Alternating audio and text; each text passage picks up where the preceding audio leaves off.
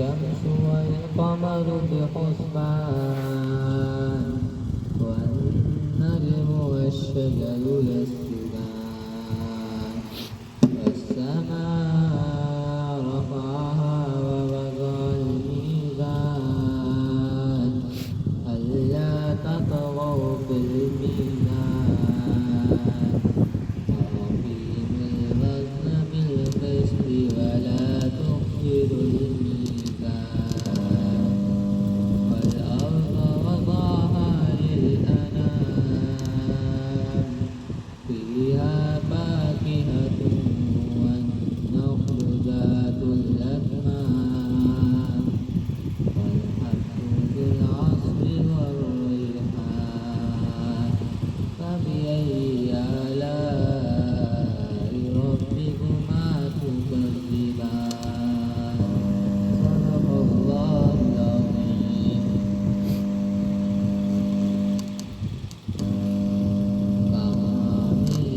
کہاں مت ہے ذات گرامی نہ سادی نہ رومی نہ قدسی نہ جامی کہاں مت ہے ذات گرامی نہ سادی نہ رومی نہ قدسی نہ جامی پسینے پسینے ہوا جا رہا ہوں کہاں یہ صبح اور کہاں نام نامی کوئی ایسا عادی دکھا دے تو جانے کوئی ایسا محسن بتا دے تو جانے کوئی ایسا ہادی دکھا دے تو جانے کوئی ایسا محسن بتا دے تو جانے کبھی دوستوں پر نظر احتسابی کبھی دشمنوں سے بشری کلامی کبھی دوستوں پر نظر احتسابی کبھی دشمنوں سے بشری کلامی اطاعت بے اسرار بھی ہر قدم پر شفاعت کا اقرار بھی ہر نظر میں اطاعت بے اسرار بھی ہر قدم پر شفاعت کا اقرار بھی ہر نظر میں اصولاً خطاؤں پہ تنبیہ لیکن مزاجاً خطا کار بندوں کے حامی یہ آنسو جو آنکھوں سے میری روائیں عطائے شہنشاہ کون و مکان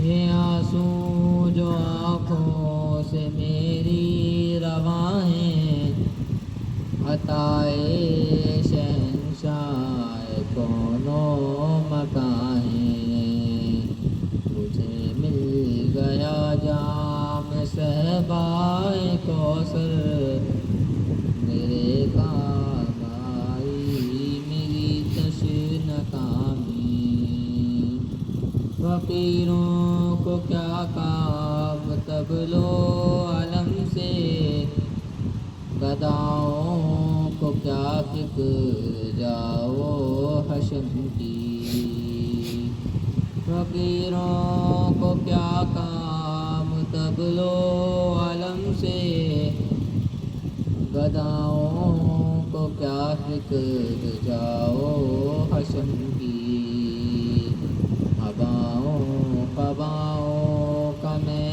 کیا کروں گا عطا ہو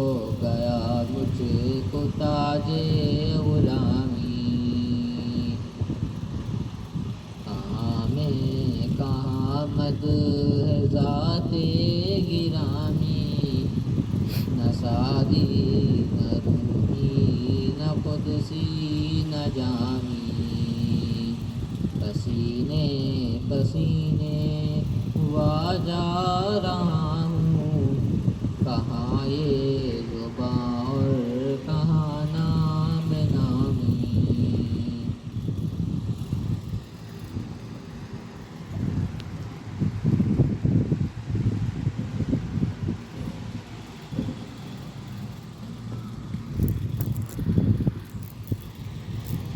نحمده ونصلي على رسوله الكريم، اما بعد، فاعوذ باللہ من الشیطان الرجیم، بسم اللہ الرحمن الرحیم۔ قال اللہ تعالی فی قرآن المجید، وما ارسلناک الا رحمۃ للعالمین، وقال النبی صلی اللہ علیہ وسلم، المرء مع من احب، وكما قال علیہ الصلاۃ والسلام۔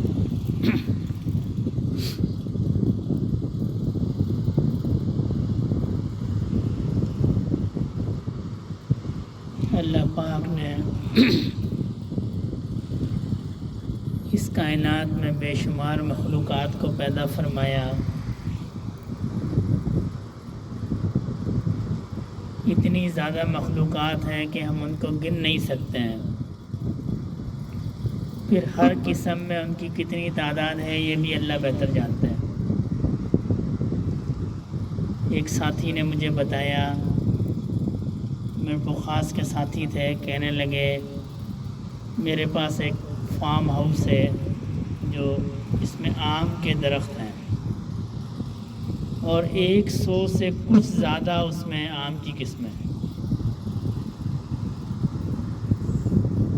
آپ پرندوں کا اندازہ لگا لیں، نباتات کا اندازہ لگا لیں، حیوانات کا ایسی ایسی مخلوقات ہیں کہ انسان ان کو سوچ بھی نہیں سکتا ہے، اتنی بڑی کہ وہ آنکھ سے نظر نہیں آ سکتی، ان کی پوری حجم کا احاطہ کرنا ممکن نہیں ہے، اتنی بڑی مخلوقات ہیں۔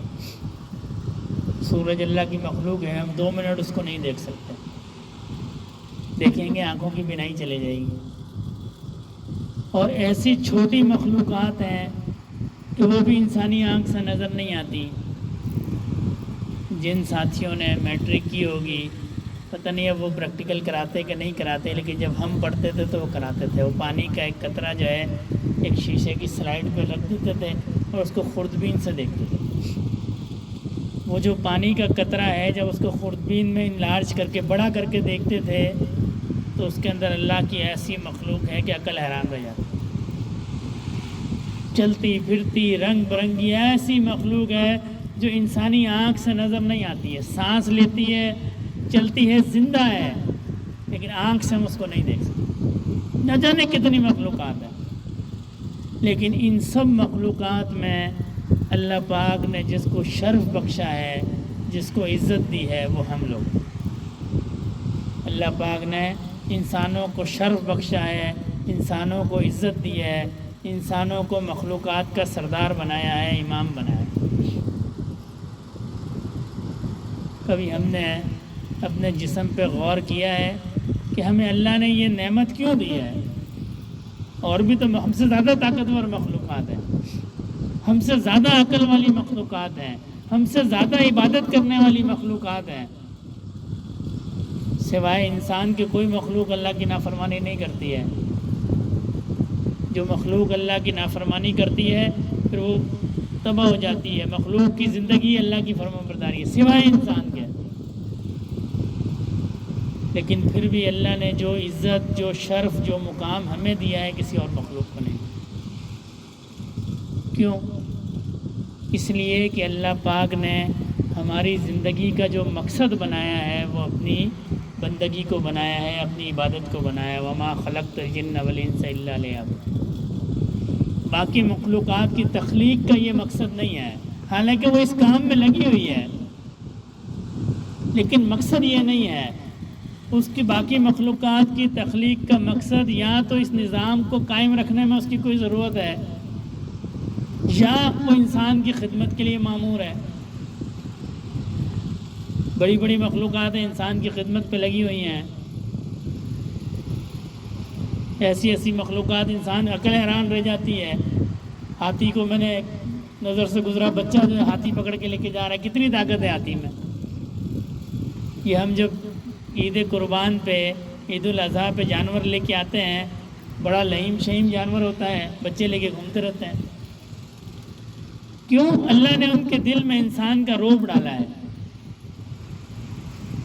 کہ یہ وہ مخلوق ہے جس کو میں نے شرف دیا ہے، جس کو میں نے بزرگی دی ہے، جس کو میں نے عزت دی ہے، لیکن یہ عزت مشروط ہے کس چیز سے؟ اللہ کی بندگی سے۔ یہ مشروط ہے اللہ کی بندگی سے۔ جو شخص اللہ کو راضی رکھتا ہے، جو اللہ کو یاد کرتا ہے، اس کی عزت ہے، اس کی بزرگی ہے، اس کا مقام ہے۔ اِنَّ أَكْرَمَكُمْ عِندَ اللَّهِ أَتْقَاكُمْ، اللہ کے نزدیک عزت کس کی ہے؟ جو متقی ہے۔ یہ بزرگوں کا شرف جو ہے یہ اسی کو حاصل ہے جو متقی ہے۔ اور متقی کون ہے؟ اللہ سے ڈرنے والا کون ہے؟ اللہ سے ڈرنے والا وہ ہے جو اللہ کے حبیب صلی اللہ علیہ وسلم کے بتائے ہوئے طریقے پہ چلتا ہے۔ اور کوئی پیمانہ نہیں ہے۔ کسی شخص کو یہ چیک کرنا ہو کہ میں اللہ کا بندہ ہوں کہ نہیں ہوں، میں نیک آدمی ہوں کہ نہیں ہوں، تو کیا پیمانہ ہے؟ یا کسی اور کو دیکھنا ہو تو کیا پیمانہ ہے؟ جو واحد پیمانہ ہے وہ پیمانہ ہے نبی کریم صلی اللہ علیہ وسلم کا نمونہ۔ اللہ نے جو نبی کریم صلی اللہ علیہ وسلم کی ذات اقدس کو ہمارے لیے اتارا ہے، یہ زندگی کا نمونہ ہے۔ جو اس کے مطابق ہے وہ نیک ہے، جو اس کے مطابق ہے وہ متقی ہے، جو اس کے مطابق ہے وہ بزرگ ہے، جو اس کے مطابق نہیں ہے وہ کچھ بھی نہیں۔ یہ ہمارے معاشرے کا المیہ یہ ہے کہ ہمارے یہاں بعض طبقات پیدا ہو گئے، بعض لوگوں کے ذہن میں ایک شیطان نے الجھن ڈال دی۔ بعض لوگ سلوک کے راستے پہ ہوتے ہیں تو وہ سمجھتے ہیں کسی سے کہا جائے کہ جی شریعت الگ ہے، طریقت الگ ہے، ایسا کچھ بھی نہیں ہے،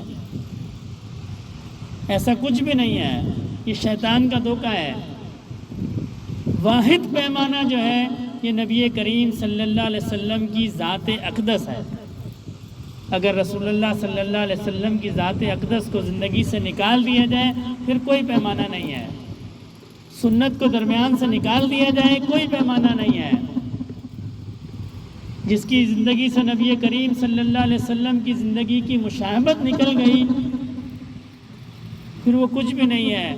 وہ لوگ اس کو کچھ بھی کہتے رہیں، اس کا کوئی نفع نہیں ہے۔ ہماری زندگیوں میں نفع، ہماری زندگیوں میں وزن ہی اس وقت ہے کہ جب نبی کریم صلی اللہ علیہ وسلم کی زندگی کی مشابہت ہماری زندگی کے اندر موجود ہے۔ اور اللہ پاک نے نبی کریم صلی اللہ علیہ وسلم کی ذات اقدس کو رحمت بنا کر بھیجا۔ اللہ پاک نے جب انسان کو دنیا میں بھیجا پھر ایسا نہیں بھیج دیا جیسے ہماری ظاہری ضروریات کو پورا کرنے کے لیے اللہ پاک نے انتظام فرمایا ہے۔ کھائے گا کیا؟ گندم کھائے گا تو زمین سے گندم اگتی ہے، پھل اگتے ہیں۔ اللہ تعالیٰ نے نباتات کو، حیوانات کو پیدا فرمایا، گوشت کھاتے ہیں ہم۔ زمین سے لوہا اتارا ہے، خاص قرآن میں ذکر ہے، عمارتیں بناتے ہیں اونچی اونچی۔ ساری زندگی میں جو چیزیں چاہیے تھی انسان کو وہ اللہ پاک نے زمین پہ مہیا کیا۔ آکسیجن کتنی ہونی چاہیے، پانی کتنا ہونا چاہیے، فلاں چیز کتنی ہونی چاہیے۔ تو جب یہاں پر زندگی گزارنے کی سارے لوازمات اللہ پاک نے پورا فرمائے ہیں تو آپ کا کیا خیال ہے کہ یہاں سے جانے کے بعد جو زندگی گزارنی ہے اس کے لوازمات اللہ پاک نے پورا نہیں فرمائے، اس کا طریقہ اللہ پاک نے نہیں بتایا۔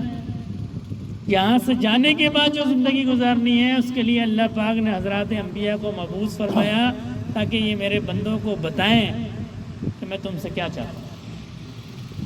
دیکھیں عالم ارواح میں اللہ پاک نے تمام روحوں کو جمع فرمایا اور پھر ان سے پوچھا الست بربکم، میں تمہارا رب ہوں؟ سب نے کہا قالوا بلا، میں نے بھی کہا، آپ نے بھی کہا، سب نے کہا۔ ہمیں یاد ہو کہ نہ یاد ہو، ہمیں تو بچپن کی باتیں یاد نہیں ہیں، لیکن سب نے کہا یا اللہ آپ ہمارے رب ہیں۔ پھر اللہ نے ہمیں جب چاہا دنیا میں بھیج دیا۔ کوئی 10 سال رہا، کوئی 20 سال رہا، کوئی 30 سال رہا، کوئی 40 سال رہا، کوئی 70 سال رہا، کوئی 100 سال رہا اس دنیا کے اندر۔ اور یہاں اللہ پاک کی ذات ہمیں نظر نہیں آتی، حالانکہ ہم اقرار کر کے آئے ہیں یا اللہ آپ ہمارے رب ہیں۔ اور پھر جب ہم یہاں سے چلے جائیں گے قبر کے اندر، سب سے پہلا سوال کیا ہوگا؟ کیا ہوگا سوال؟ من ربک کا۔ وہ جو وہاں اقرار کیا تھا، اللہ نے پوچھا تھا میں تمہارا رب ہوں، ہم نے کہا تھا ہاں، پھر دنیا میں بھیج دیا کہ جاؤ دنیا میں دیکھو، مزدوری کرو گے تو پیسہ ملے گا، ہل چلاؤ گے تو گندم اگے گا، محنت کرو گے تو مال ملے گا، دوائی کھاؤ گے تو صحت ملے گی۔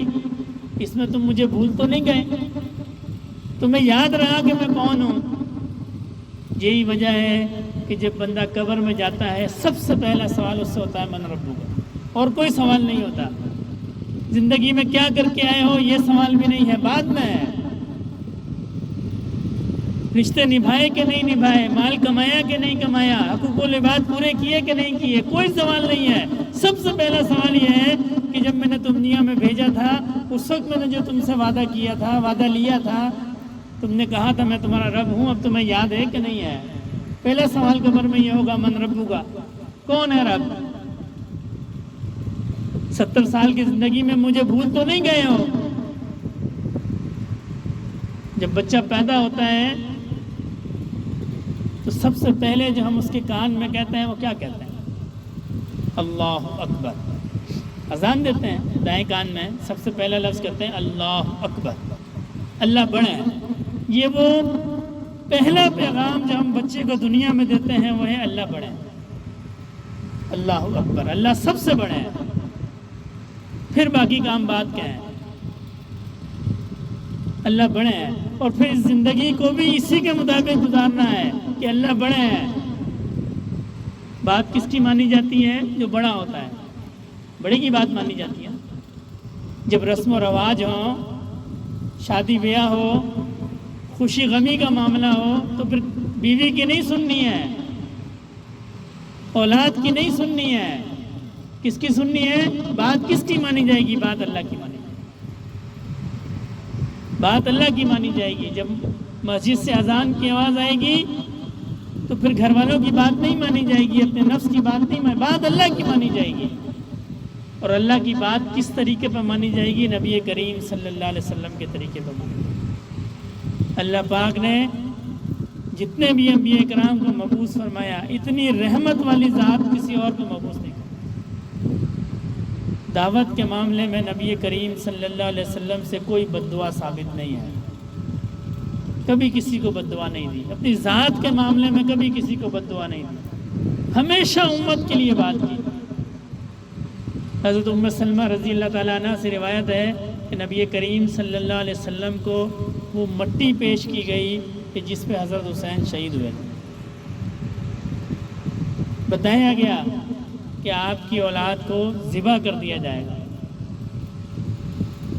اور جب وصال کا وقت آیا، حضرت اسرائیل علیہ السلام تشریف لائے، دروازہ بجایا، بی بی عائشہ نے کہا کہ جی یہ بیمار ہیں۔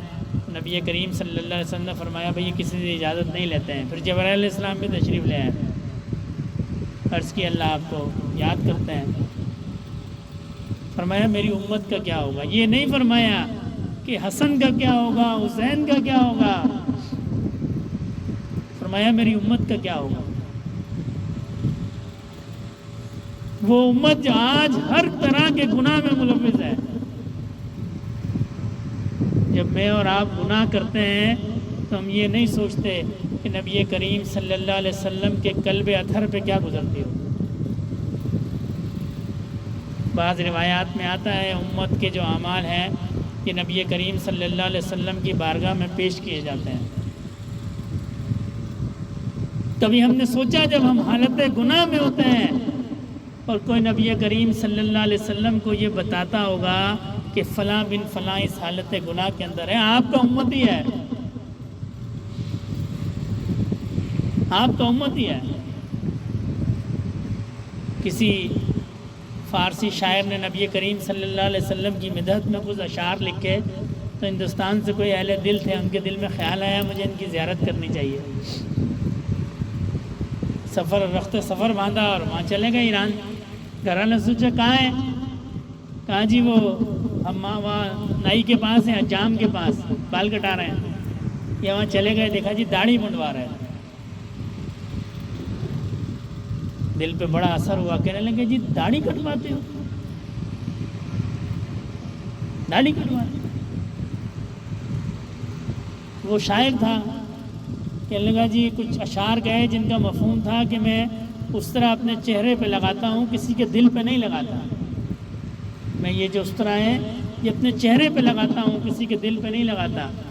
تو یہ جو صاحب دل یہاں سے گئے تھے، یہ کہنے لگے ہاں تم صحیح کہتے ہو، تم کسی کے دل پہ نہیں لگاتے، گنبد خضرا میں نبی کریم صلی اللہ علیہ وسلم کے دل پہ چلاتے ہو۔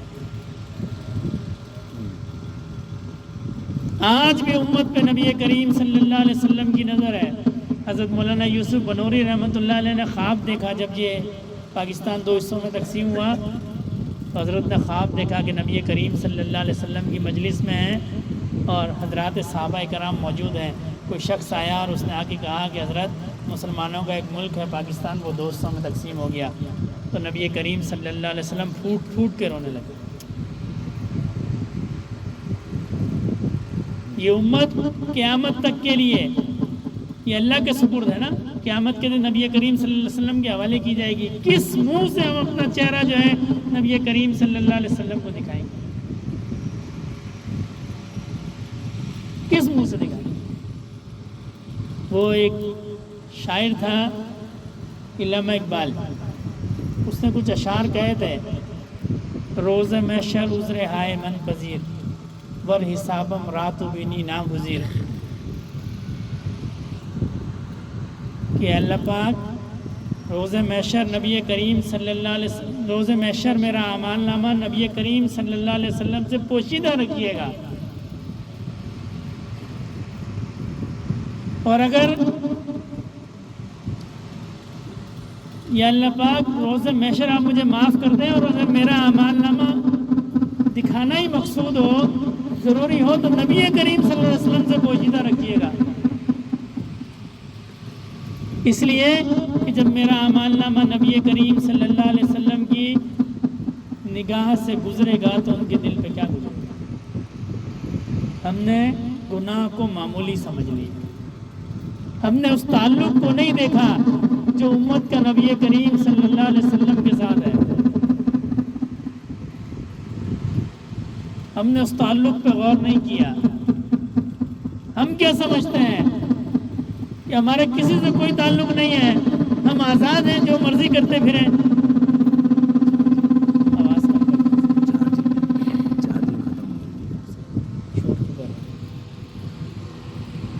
ہم جو مرضی کرتے رہیں،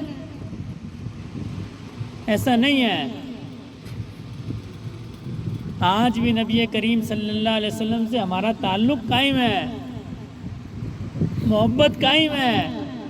یہ ایمان جو ہے یہ نبی کریم صلی اللہ علیہ وسلم کے وسیلے سے ہم تک ملا ہے۔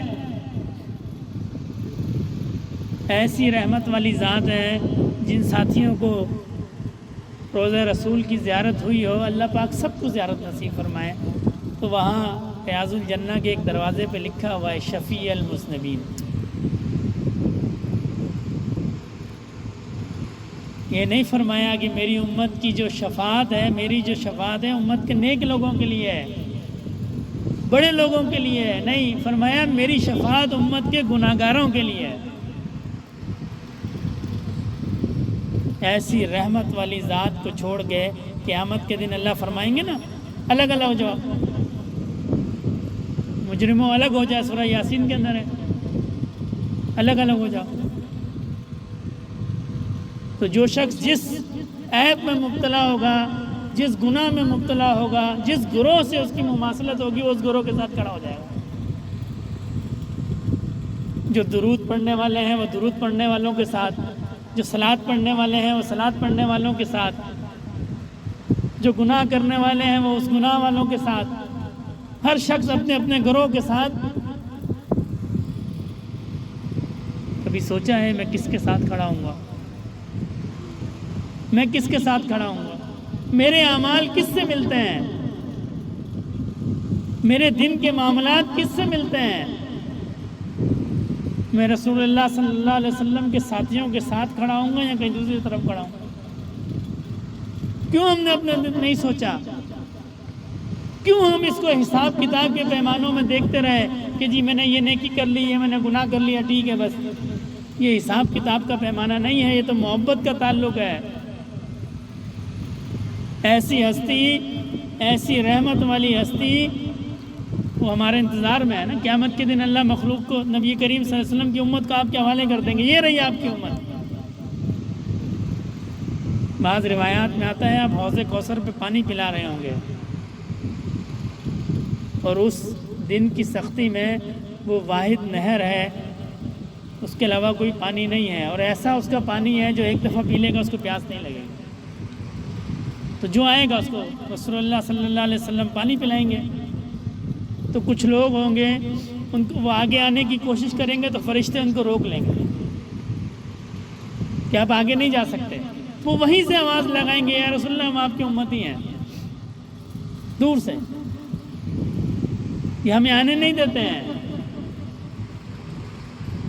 تو ان کو حکم ہوگا بھائی ان کو آنے دو۔ بھائی کیوں نہیں آنے دیتے؟ فرشتے عرض کریں گے رسول اللہ یہ آپ کی امتی نہیں ہے، یہ آپ کی امتی نہیں ہے اس لیے کہ ان کے اعمال آپ جیسے نہیں ہیں، ان کے اعمال آپ جیسے نہیں ہیں۔ پیمانہ نبی کریم صلی اللہ علیہ وسلم کی سنت ہے کہ ہمیں شیطان نے دھوکے میں ڈالا ہوا ہے، ہم نافرمانی کرتے ہیں، ہم گناہ کرتے ہیں، پھر سمجھتے ہیں اللہ معاف کرنے والے ہیں۔ اللہ تو اس کو معاف کرنے والے ہیں جو اللہ کے نبی صلی اللہ علیہ وسلم کے طریقے پہ چلتا ہے، پھر اس سے کوئی گناہ ہو جاتا ہے اللہ کہتے ہیں میں معاف کر دوں۔ ان کنتم تحبون اللہ فاتبعونی یحببکم اللہ ویغفر لکم۔ جو نبی کریم صلی اللہ علیہ وسلم کے طریقے پہ چلتا ہے، کوشش کرتا ہے، پھر کوئی غلطی اللہ کہتے ہیں میں معاف کر دوں۔ تم پھر چلو، پھر گر جاؤ، پھر چلو، پھر گر جاؤ، اللہ کہتے ہیں جب تک مجھ سے معافی مانگتے رہو گے میں تمہیں معاف۔ یہ نہیں کہا کہ باقی ہو جاؤ۔ ہم اپنے دن کے پورے 24 گھنٹوں کا ذرا محاسبہ کریں، کہاں ہمارا تعلق رہ گیا ہے؟ نبی کریم صلی اللہ علیہ وسلم کی ذات اقدس سے کہاں ہمارا تعلق ہے؟ ہمیں دل میں محبت محسوس ہوتی ہے؟ اگر دل میں محبت محسوس ہوتی تو پھر نافرمانی نہیں ہوتی۔ اگر دل میں محبت محسوس ہوتی تو پھر ہمیں یہ شوق پیدا ہوتا کہ اللہ کے نبی صلی اللہ علیہ وسلم کا طریقہ کیا ہے۔ ہم تو صرف زبان سے ایک دعویٰ کر دیتے ہیں جی ہمیں بڑی محبت ہے۔ محبت کا تعلق زبان سے نہیں ہے، محبت کا تعلق دل سے ہے، محبت کا تعلق کیفیات سے ہے۔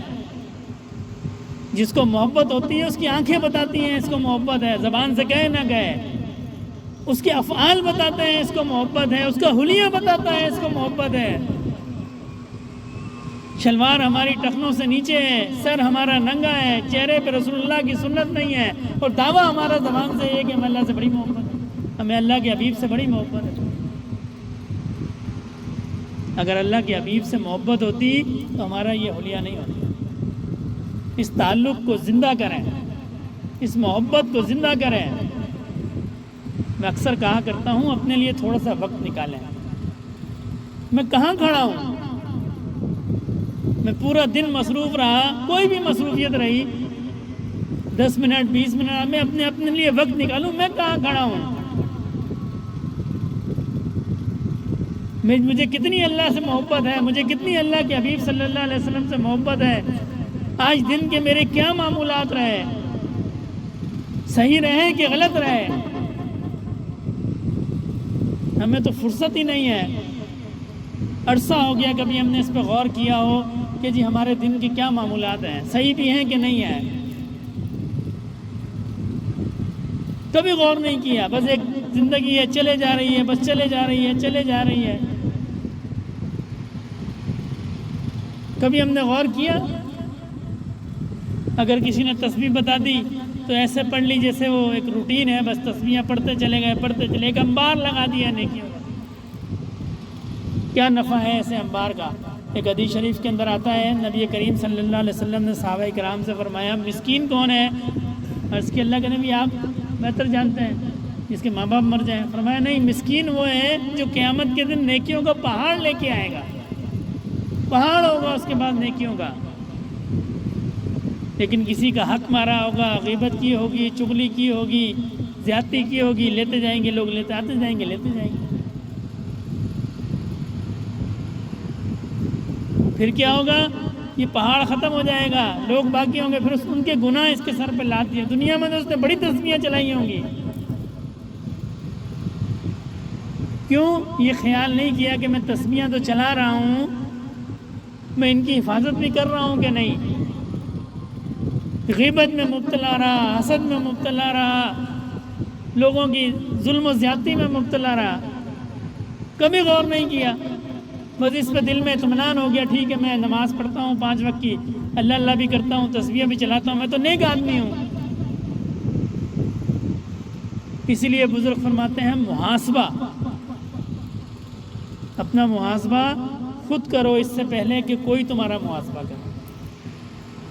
خود زندگی کے اندر جب تک اللہ نے سانس دی ہے اپنے آپ کا محاسبہ کر لیا جائے. جی میں کہاں کھڑا ہوں؟ آج دن میں نے کتنے لوگوں کے ساتھ زیادتی کی ہے، کتنوں کے ساتھ ظلم کیا ہے، کتنی نمازیں قضا کی ہیں، کتنے حقوق چھوڑے ہیں.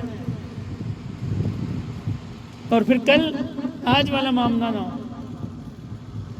ایک تسبیح پڑھے، آدھی تسبیح پڑھے، لیکن کیا ہے؟ محبت کے ساتھ پڑھے. یہ نیکیوں کی ریس نہیں ہے، یہ نیکیوں کی ریس نہیں ہے، یہ تو محبت ہے.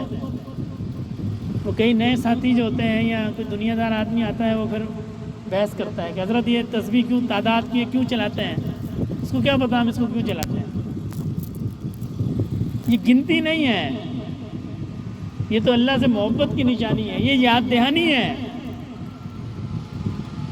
یہ یاد دہانی ہے میں اللہ کا بندہ ہوں، میں نبی کریم صلی اللہ علیہ وسلم کا امتی ہوں.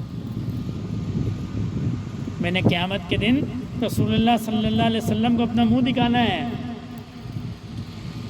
ایسے اعمال کر کے جانے ہیں کہ جب اللہ کے نبی دیکھیں تو وہ خوش ہوں یہ میرا امتی ہے.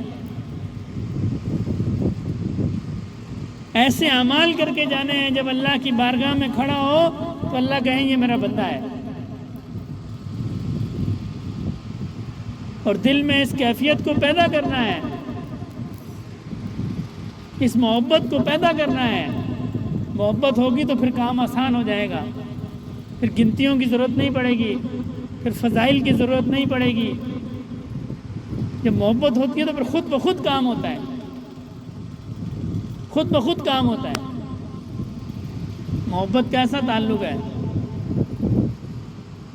تو جب تک محبت پیدا نہیں ہوگی پھر یہ معاملات مشکل نظر آئیں گے. اور سارا کام یہ محبت کا ہے، سارا کام یہ عشق کا ہے. پھر جتنا اس محبت میں ترقی ہوتی رہتی ہے اتنا اس کے درجات بلند ہوتے رہتے ہیں. جتنا محبت بڑھتی رہے گی اتنا اخلاص پیدا ہوتا رہے گا. اور یہ محبت کہاں سے آئے گی؟ یہ محبت کہاں سے آئے گی؟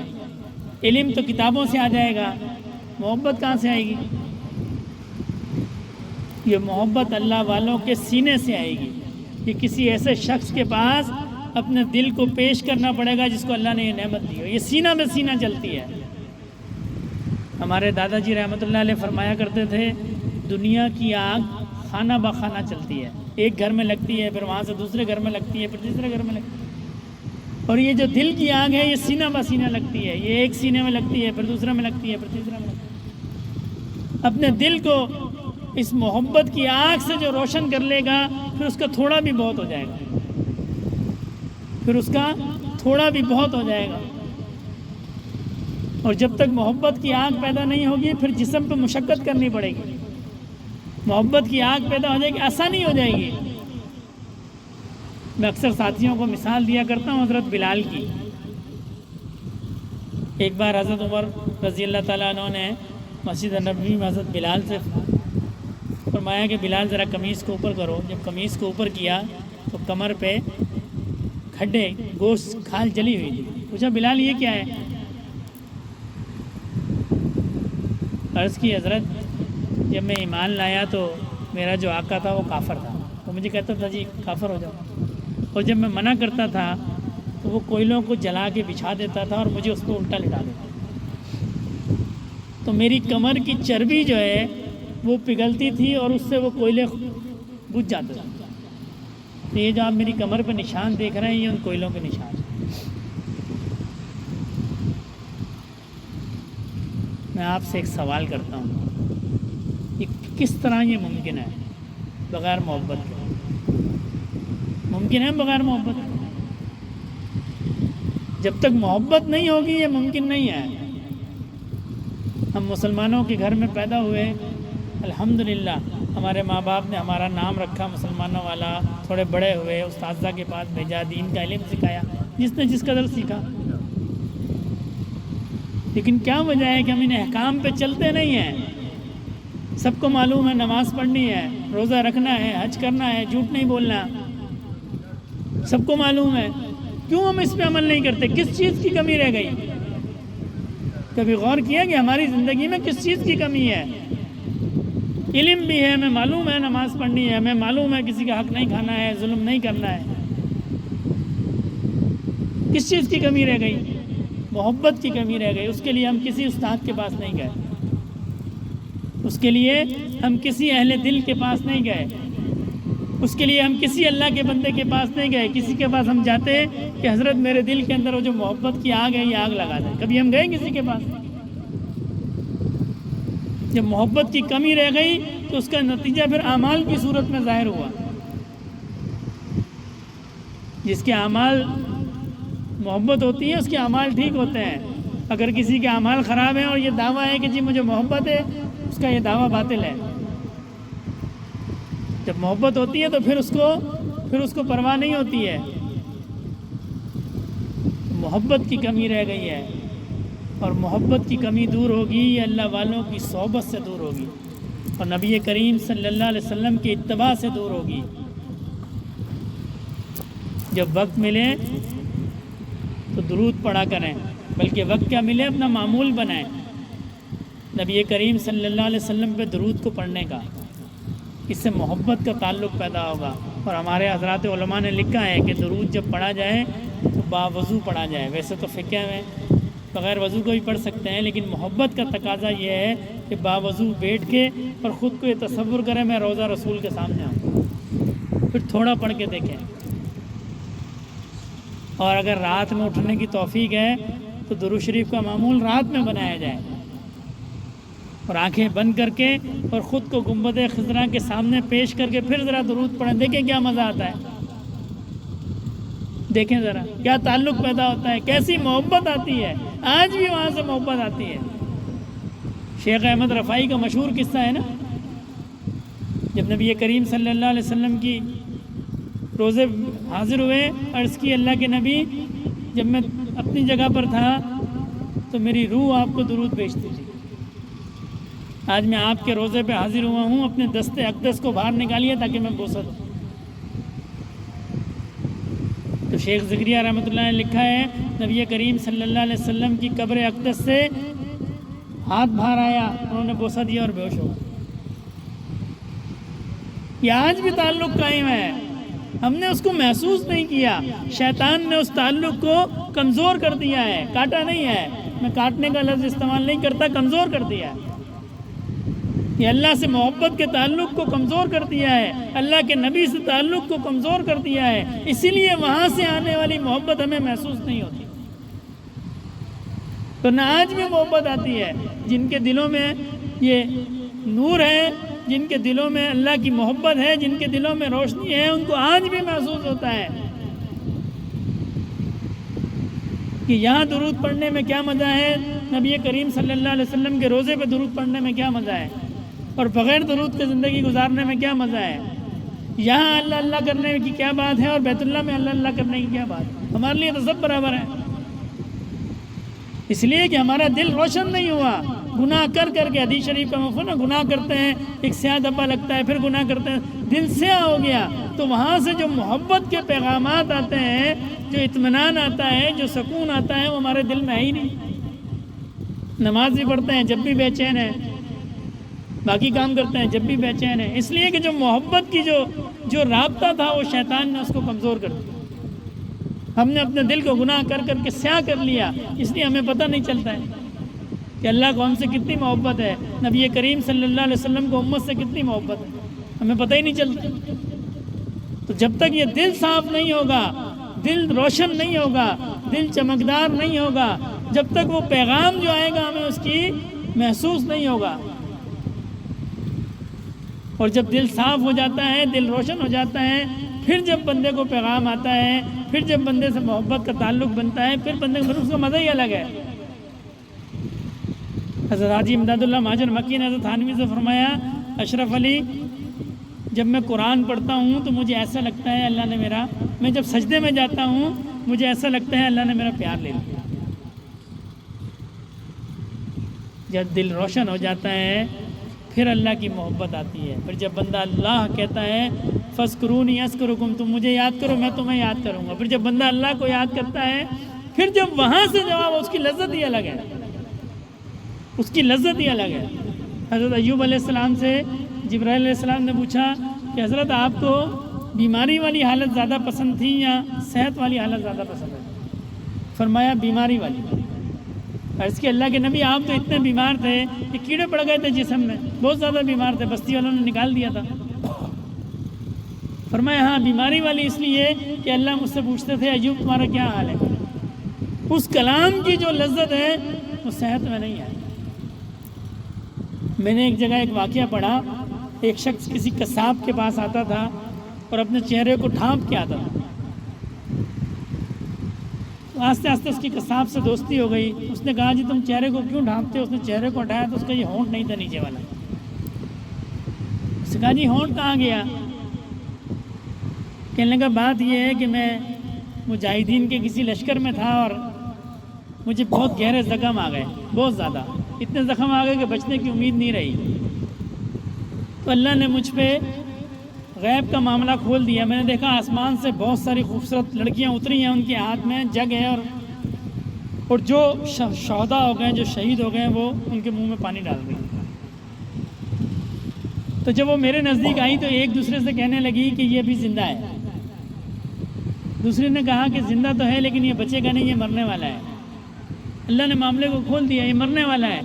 تو مغرب کا ٹائم ہو رہا ہے، ہم نے جانا ہے اس کو بھی پانی پلا۔ تو اس نے میرے منہ میں پانی ڈال دیا۔ کہنے لگا خدا کی شان، مدد آ گئی، مجھے اٹھا کے لے گئے، میں صحت یاب ہو گیا۔ لیکن وہ جو پانی میرے ہونٹ کو لگا تھا اس کا ایسا ذائقہ تھا کہ مجھے ایسی عادت پڑ گئی، میں زبان سے ہونٹ کو چوستا رہتا تھا۔ اور یہ جو تم میری حالت دیکھ رہے ہو یہ اس ہونٹ کو چوسنے کی وجہ سے، ایسی لذت تھی اس پانی میں کہ میرا کنٹرول نہیں تھا۔ یہ تو جنت کی نعمت ہے، اور جو اللہ کا دیدار ہوگا اس میں کیا لذت ہے، اللہ کی گفتگو میں کیا لذت ہے۔ یہ ہمیں اس لیے محسوس نہیں ہوتی کہ ہم بیمار ہیں۔ جس کو بخار ہو جائے اس کو میٹھی چیز بھی دو تو کڑوی لگتی ہے، کیوں؟ منہ کا ذائقہ خراب ہے۔ تو ہمارے دل کی کیفیت خراب ہے، اس لیے ہمیں عبادت مشقت لگتی ہے۔ جس دن یہ کیفیت صحیح ہو جائے گی اس دن عبادت مزہ دے گی۔ اور اس کے لیے اللہ والوں کی صحبت اور اللہ کی یاد، جتنا اللہ کو یاد کرتے رہیں گے اتنا دل کی صفائی ہوتی رہے گی، اور جتنا دل صاف ہوتا رہے گا اتنا اعمال میں آسانی ہوتی رہے گی۔ دعا فرمائے اللہ پاک ہمیں عمل کی توفیق عطا فرمائے۔ وقت کافی ہو گیا ہے۔ تمام ساتھی 3 دفعہ استغفار، 10 دفعہ درود شریف، 10 دفعہ تیسرا کلمہ، 11 دفعہ سورہ اخلاص اور 1 دفعہ سورہ فاتحہ۔ استغفر اللہ۔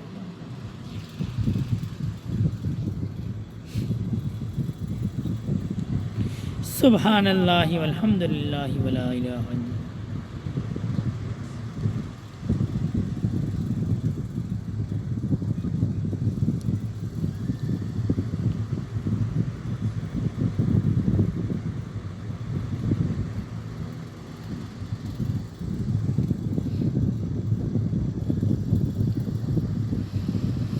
صلی اللہ علیہ طٰہٰ وبارک وسلم۔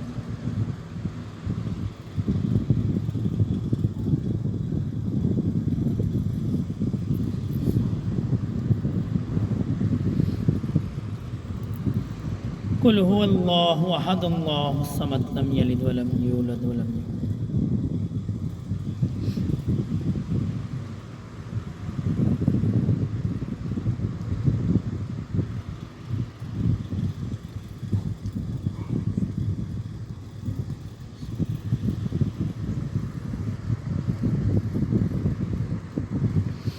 الحمد للہ رب العالمین الرحمن الرحیم مالک یوم الدین ایاک نعبد و ایاک نستعین اہدنا الصراط المستقیم صراط الذین انعمت علیہم غیر المغضوب علیہم ولا الضالین۔ الحمد للہ رب العالمین والصلاۃ والسلام علی سید المرسلین۔ یا اللہ پاک جو پڑھا گیا اس کا ثواب نبی کریم صلی اللہ علیہ وسلم کی بارگاہ عالیہ میں پیش فرمائیے۔ آپ کے طفیل جملہ صحابہ کرام، سلسلہ عالیہ نقشبندیہ کے جملہ شیوخ الزام، خصوصاً میرے دادا رحمۃ اللہ علیہ کے نام اعمال میں داخل فرمائیے۔ یا اللہ پاک اس کا ثواب جملہ مسلمان مردوں اور عورتوں، زندہ اور مردہ سب کے نام اعمال میں داخل فرمائیے۔ اللہم صلی علی سیدنا مولانا محمد صلاۃ تنجینا بہا من جمیع الاحوال والآفات وتقضی لنا بہا جمیع الحاجات وتطہرنا بہا من جمیع السیئات وترفعنا بہا عندک اعلی الدرجات وتبلغنا بہا اقصى الغایات من جمیع الخیرات فی الحیاۃ وبعد الممات انک علی کل شیء قدیر۔ سبحان ربک رب العزۃ عما یصفون وسلام علی المرسلین والحمد للہ رب العالمین آمین برحمتک یا ارحم الراحمین۔ تمام ساتھی سر کو جھکا لیں، چہرے کو ڈھانپ لیں، اپنی توجہ دل کی طرف اور دل کی توجہ اللہ رب العزت کی ذات کی طرف۔ اس گمان کے ساتھ بیٹھنا ہے کہ اللہ کی محبت اور رحمت میرے دل کے اندر آ رہی ہے۔ تسبیح چلائی جائے گی، نہ یہ فرض ہے، نہ واجب ہے، نہ سنت ہے، یہ صرف بزرگوں کا طریقہ ہے۔ اس طریقے سے خیالات بھٹکتے نہیں ہیں بلکہ تسبیح کی آواز پہ یکسو رہتے ہیں۔ تو تسبیح کی آواز پہ یہ تصور رکھنا ہے کہ یہ تسبیح کی ٹک ٹک نہیں ہے، یہ میرے دل کی دھڑکن ہے اور یہ کر رہی ہے اللہ اللہ اللہ۔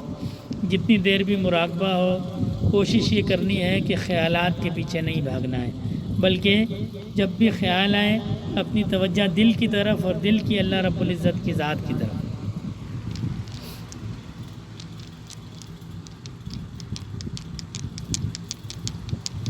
اللہ اللہ اللہ۔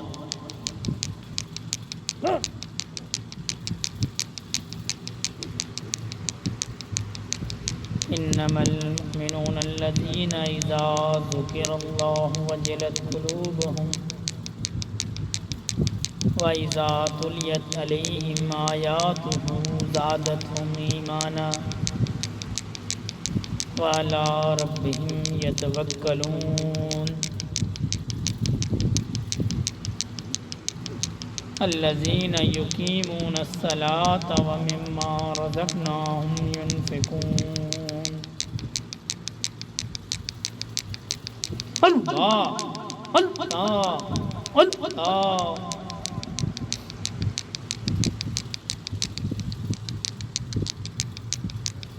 قلب کے اندر دھیان جما کر اللہ اللہ اللہ کر، ہر دم عشق کی آگ لگا کر اللہ اللہ اللہ کر۔ میں اور تو سب دل سے مٹا تو، خودی کا پردہ دل سے ہٹا تو، رب کو اپنے جلد منا تو، یاد اللہ ہمیں خود کو فنا کر اللہ اللہ اللہ کر۔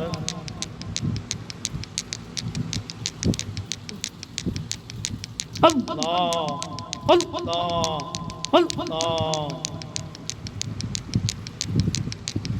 زندگی آمد برائے بندگی، زندگی بے بندگی شرمندگی اللہ اللہ اللہ نہ دنیا سے نہ دولت سے نہ گھر آباد کرنے سے نہ دنیا سے نہ دولت سے نہ گھر آباد کرنے سے سکون دل کو ہوتا ہے اللہ کو یاد کرنے سے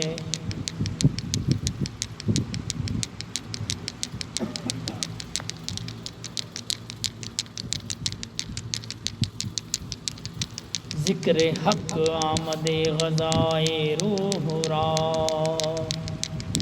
ذکر حق مرہم دل مجروح را اللہ اللہ اللہ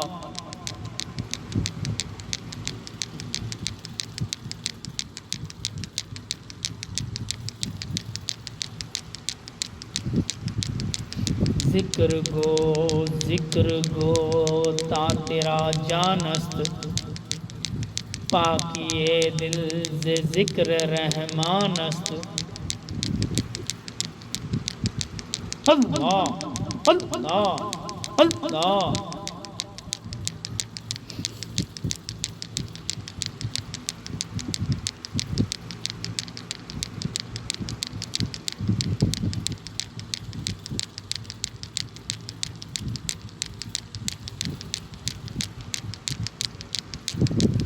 اللہ اللہ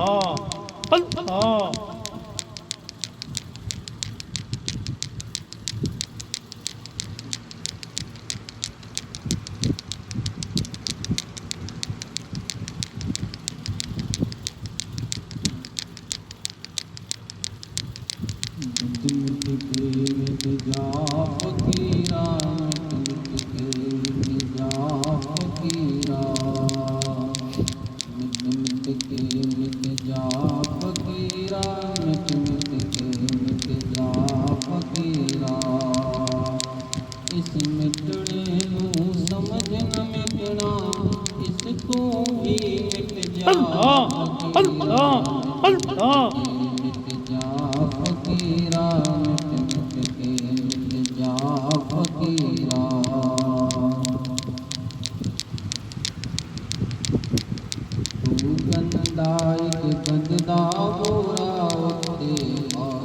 کپڑے پاکے تو گندا ایک گندا گورا تے پاکی کپڑے پاکے آوے مارا جتیاں چاکے بھولیو تم اوقات تو اپنی بھولیو تم اوقات تو اپنی جھوٹی ہے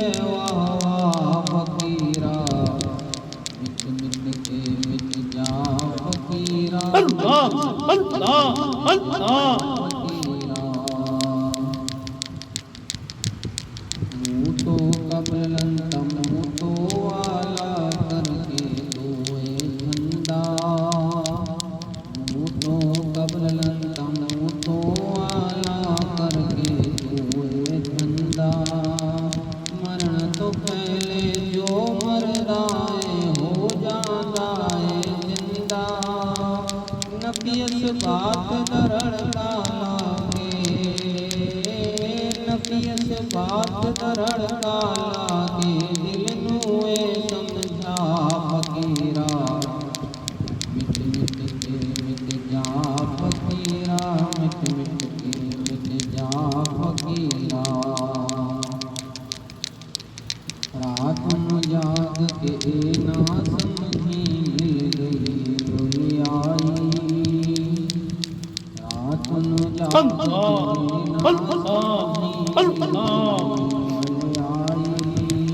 رات جاگ کے کتے پیرا دے بھائی سوکھی روٹی کھا دے کتے تو کنی نعمت کھائی تیرے تو بادی فقیرا مٹ مٹ کے مٹ جا فقیرا مٹ مٹ کے مٹ جا فقیرا اللہ اللہ اللہ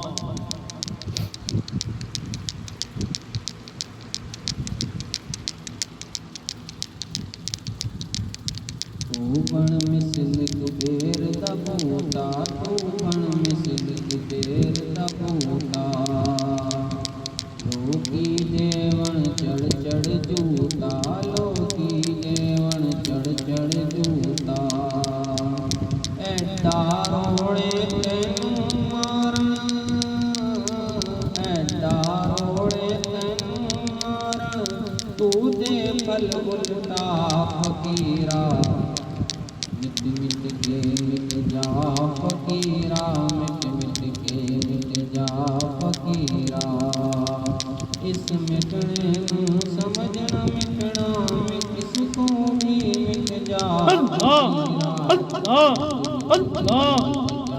فقیرا مٹ مٹ کے مٹ جا فقیرا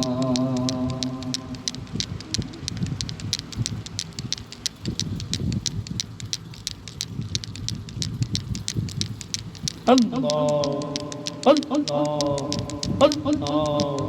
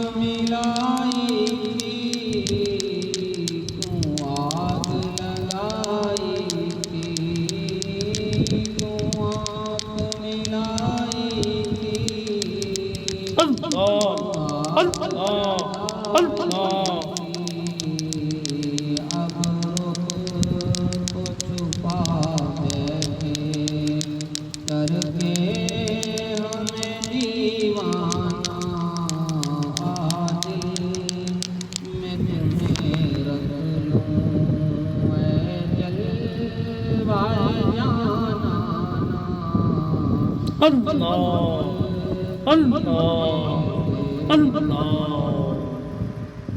وہ پاس بلائے تو قربان میں جا کر دوں وہ پاس بلائے تو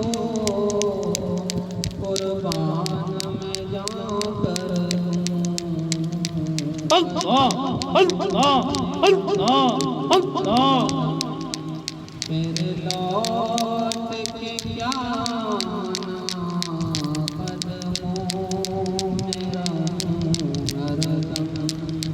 پھر لوٹ کے کیا آنا دل میں تمہیں رکھ لوں اے جلوائے جانا پینے کو تو پی لوں گا پر عرض ذرا سی ہے پینے کو تو پی لوں گا پر عرض ذرا سی ہے مرشد میرے ساتھی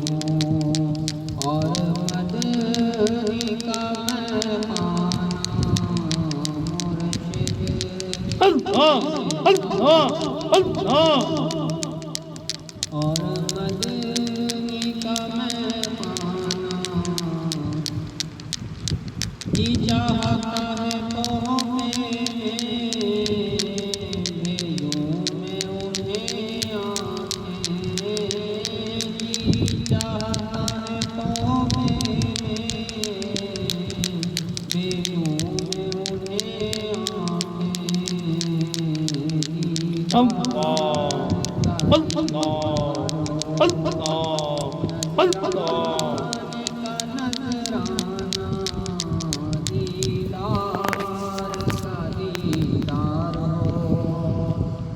نذرانے کا نذرانہ بے خود کیے انداز ہے جاوانا دل میں تمہیں رکھ لوں میں جلوائے جانا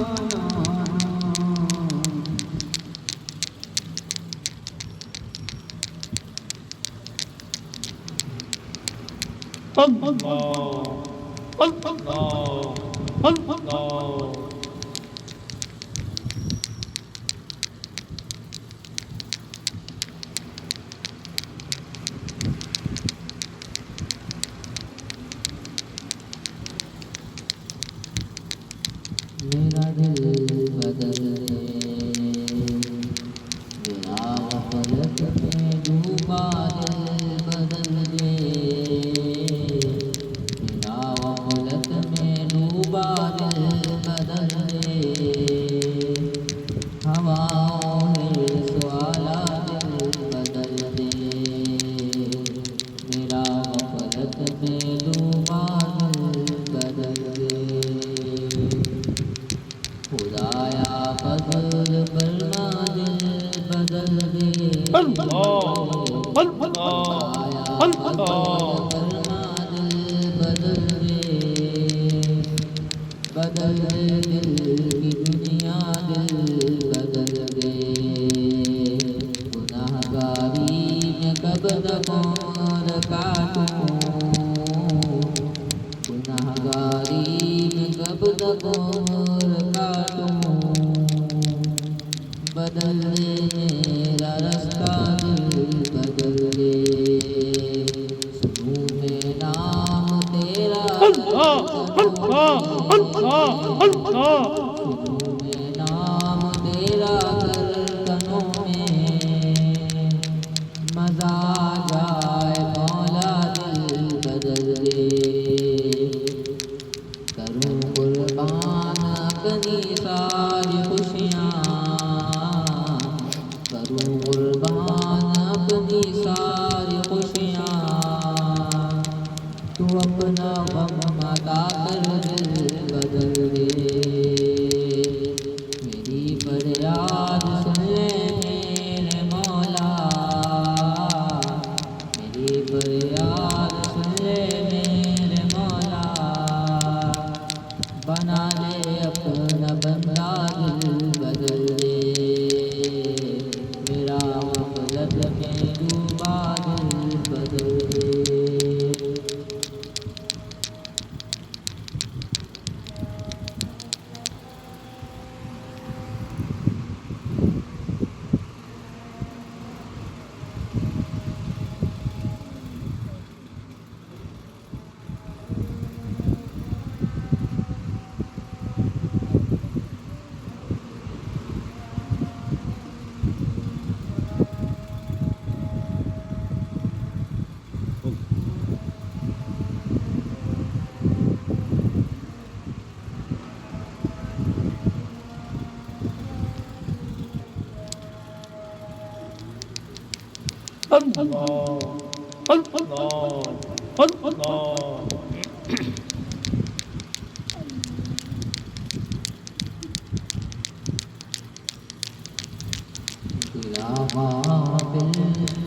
نہ ہو یکدم یہ دنیا چھوڑ جانا ہے نہ ہو یکدم یہ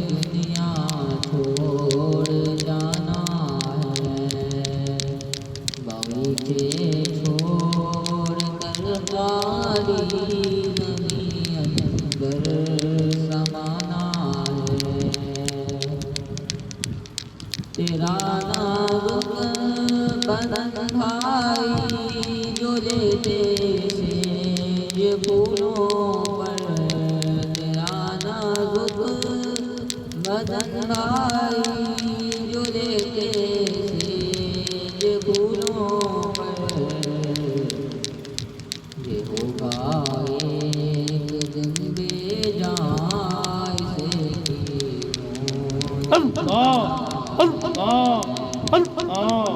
ایک دن بے جان سے کیوں نے کھانا ہے تو اپنی موت کو مت بھول کر ساتھ چلنے کا تو اپنی موت کو مت بھول کر ساتھ چلنے کا زمین کی خاک پر سونا تو پاس کھانا ہے زمین کی خاک پر سونا تو پاس کھانا ہے نہ بیوی ہو سکے بھائی نہ بیٹا باپ پہ مائی نہ بیوی ہو سکے بھائی نہ بیٹا باپ پہ مائی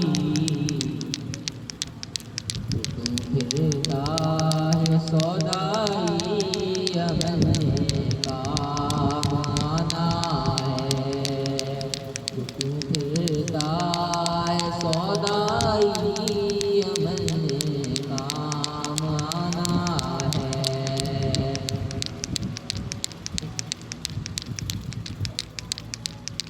عزیزا یاد کر جس دن کے ذرائع آئیں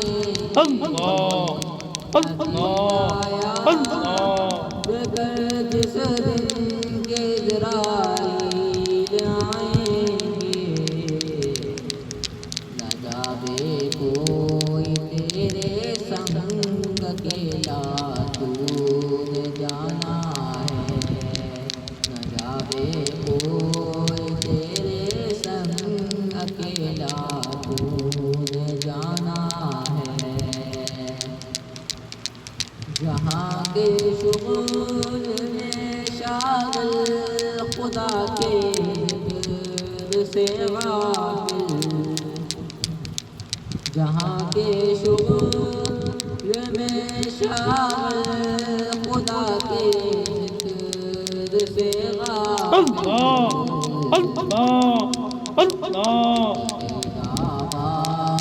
کہ دنیا میرا قائم ٹھکانہ ہے کرے دعویٰ کہ یہ دنیا میرا قائم ٹھکانہ ہے غلام ایک دم اگر غفلت حیاتی پر نہ ہو غرہ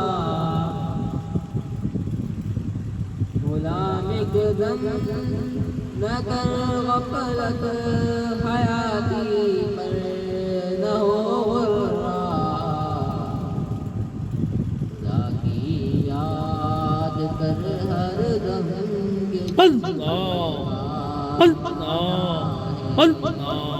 خدا کی یاد کر ہر دم کہ جس نے کام آنا ہے بلا غافل نہ ہو یکدم یہ دنیا چھوڑ جانا ہے بغیچے چھوڑ کر خالی زمین اندر سمانا ہے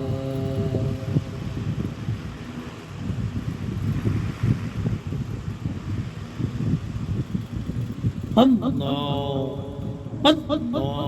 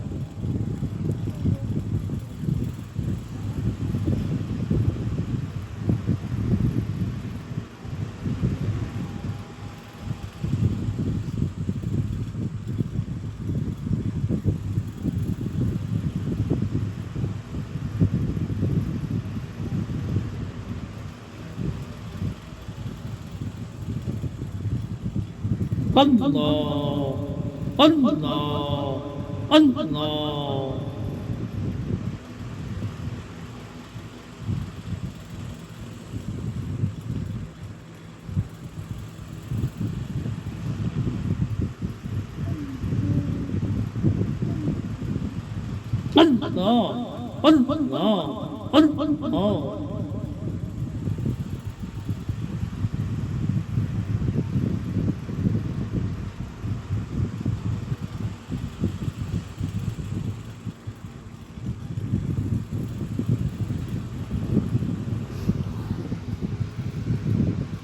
دعائے خیر الحمدللہ رب العالمین الرحمن الرحیم مالک یوم الدین ایاک نعبد و ایاک نستعین اهدنا الصراط المستقیم اهدنا الصراط المستقیم اهدنا الصراط المستقیم صراط الذین انعمت علیہم غیر المغضوب علیہم ولا الضالین ربنا ظلمنا انفسنا وان لم تغفر لنا وترحمنا لنكونن من الخاسرین ربنا لا تؤاخذنا ان نسينا واخطانا ربنا ولا تحمل علينا إصرا كما حملته على الذين من قبلنا ربنا ولا تحملنا ما لا طاقة لنا به واعف عنا واغفر لنا وارحمنا أنت مولانا فانصرنا على القوم الكافرين ربنا لا تزغ قلوبنا بعد إذ هديتنا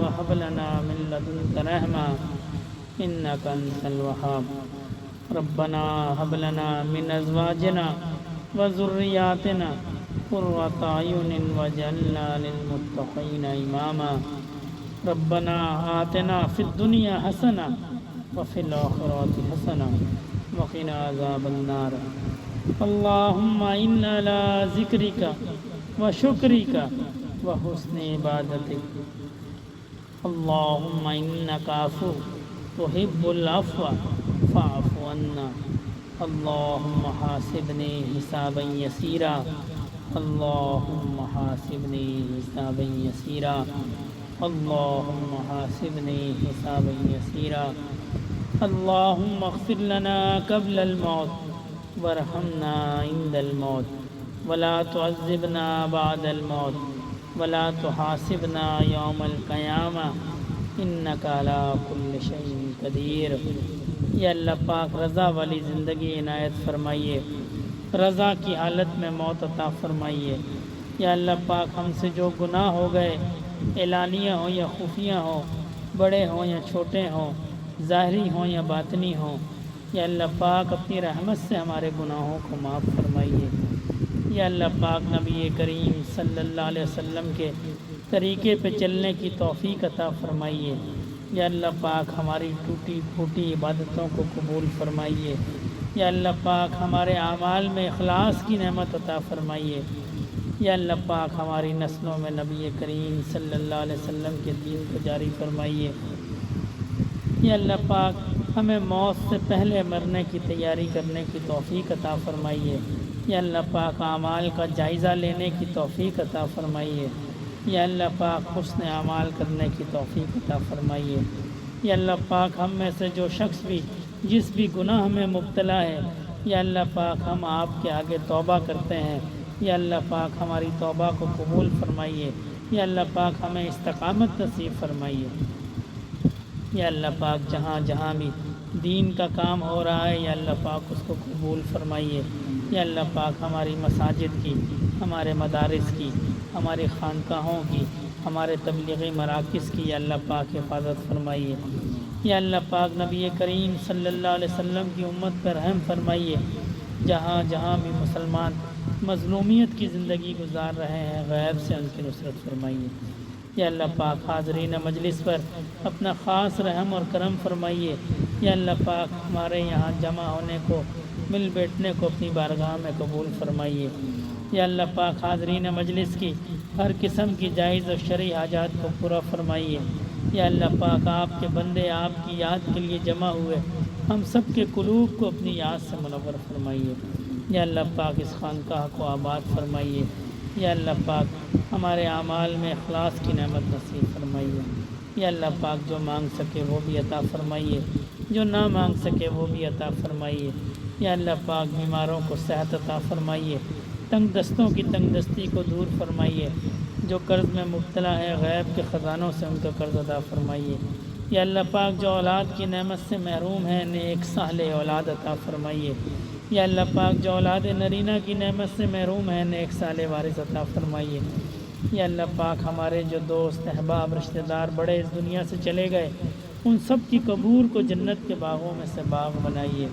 یا اللہ پاک جو حیات ہیں ہمیں ان کی خدمت کرنے کی توفیق عطا فرمائیے۔ یا اللہ پاک حاضرین مجلس میں کوئی آپ کا نیک بندہ ہوگا جس کی آمین آپ کو پسند ہوگی، یا اللہ پاک اس آمین کی برکت سے ہماری دعاؤں کو قبول فرمائیے۔ اللہم صلی علی سیدنا مولانا محمد صلاۃ تنجینا بها من جمیع الاحوال والآفات وتقضی لنا بها جمیع الحاجات وتطہرنا بها من جمیع السیئات وترفعنا بها عندک اعلی الدرجات وتبلغنا بها اقصى الغایات من جمیع الخیرات فی الحیات وبعد الممات انک علی کل شیء قدیر۔ سبحان ربک رب العزۃ عما یصفون وسلام علی المرسلین والحمد للہ رب العالمین۔ آمین برحمتک یا ارحم الراحمین، آمین یا رب۔